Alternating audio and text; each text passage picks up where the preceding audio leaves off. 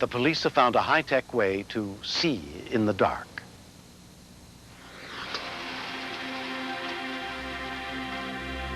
It was sometime around 10 on the night of July 18th in a suburban neighborhood of Fort Worth. Using actors and officers involved, we have reconstructed the events of that night according to police and eyewitness accounts.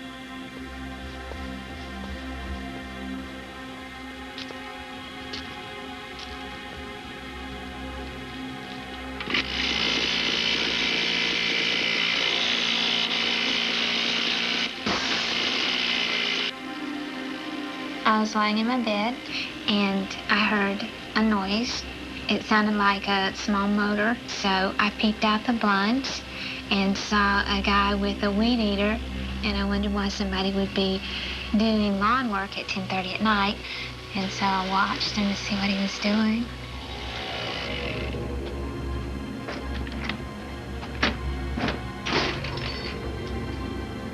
At first I thought that he had locked himself out of the house. But then I decided that he didn't act like a person that had locked himself out of the house. He was acting too afraid. Whatever he was doing, he wasn't supposed to be in that house. And that's when I decided to call the police. 419 emergency? The eyewitness's call came in at 10:19 p.m. There's somebody that's breaking into the house next door. What's the address of the house next door? I'm not sure what it is. Is it an apartment or a house? It's a house. Hey, what do you see? The whole time I was talking to him, I was watching the window. You have a description of the man? He looked like a Mexican. He was wearing shorts and a kind of a tank top and black hair. I wondered if there was anybody in the house. That was the main thing, is that if there was anybody in there, I was afraid for them, and I wanted the police to get here. Okay, we'll get to her right after. Thank you. Thank you. The police immediately dispatched Air 1. Drive. 59 Nicholson, sights a Hispanic male wearing a tank top and shorts, just crawled in through the back window of a darkened residence next door. The residence is actually on Monticello. The white residence, second from the corner to the north. When the call went out, Flight Officer Larry Henderson and Pilot Jay Dixon were only a couple of miles away. About one. There's the house over there. Air 1's flare system allows officers in the helicopter to see the heat of objects and people on the ground below, even when it's dark, and often even when they're hiding. We get on a scene on a call like that, and we were using the flir, which is the infrared device. We did not see anybody in the backyard or on the grounds proper, but out front there was a truck and a person standing next to the truck. Air 1 John 13, we have a subject out in front of the house standing at a vehicle, something in the back, appears to be a lawnmower. The first officer on the ground arrived within 10 minutes. There was a black female by a parked car in front of the residence. It was just unknown at that time exactly who she was. What are you doing here? My husband, I want to know him. He's back there. She just was talking loud enough so that whoever was inside the house could hear as well. Over here. Come over here. What are you doing over here? Officer Gary Gendron and his partner were next on the scene. Anybody with you? She was excited, like she had been startled, looking up towards the helicopter and towards the back of the house, as though she was expecting someone to come from the rear of the house. The helicopter had already started its flare system and had taken up a position in the back of the house where they had been told the suspect had gained entry. Looking down into the house, you can pick up a heat differential in that if there's an open window, the warm from the inside of the house will show up as that window being a warm spot. Air 1 to John 13, just for your information, it appears we have an open window at the back of the house. Shows up on the infrared as a heat differential. 10-4, John 13 A to B. You're going to take that? I jumped the backyard fence and made my way toward the window area. Officer Dotson made his way around the back to my location. John 210 to John 213. Everybody was kind of on alert at that point.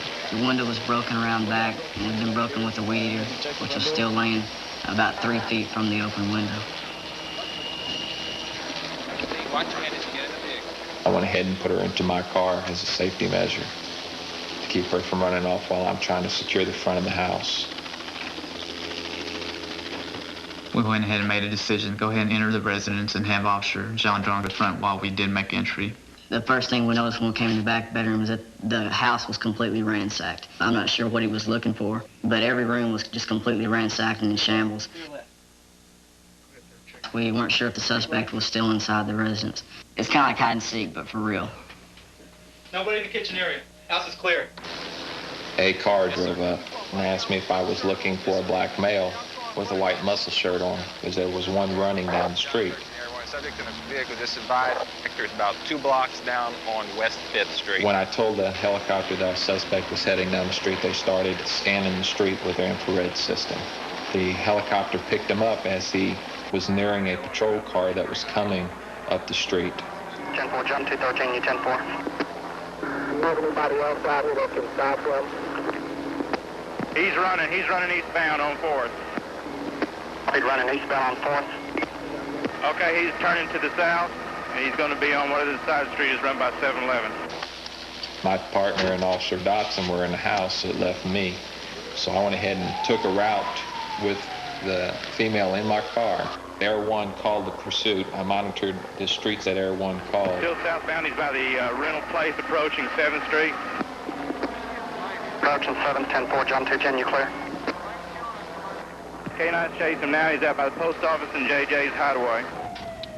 I was heading eastbound on West 7th Street, where the helicopter last said he was heading back towards West 7th Street. I saw the beam of light coming towards me, so I knew the suspect was running towards me. Heading westbound. Cutting back to the north, be coming out on 7th Street. Westbound on 7th Street, approaching Monticello Market. I saw him when he came around the corner of the building, and once he saw my patrol car, he darted across the street. Officers have him. They're taking him down now. The infrared system is our night eyes. It sees a lot of things we don't see. It's enhanced our abilities to catch the criminals. He could have just ducked behind a bush and gotten away from us if it were just us. But he couldn't get away from the infrared system. The suspect we were chasing was in good physical condition and could have outran just about any of us that were there at the scene. So I believe he would have gotten away without the infrared system. At nighttime before, I figured the helicopter at night was probably a marginal assistance. With the FLIR, it is a major factor in police work. It is a very good tool, and I cannot imagine doing the job without it. Using the FLIR in pursuits has worked out real good for us. We can go out, and find these people and deal with them a little misery. The suspect is awaiting trial for burglary. The woman was not charged.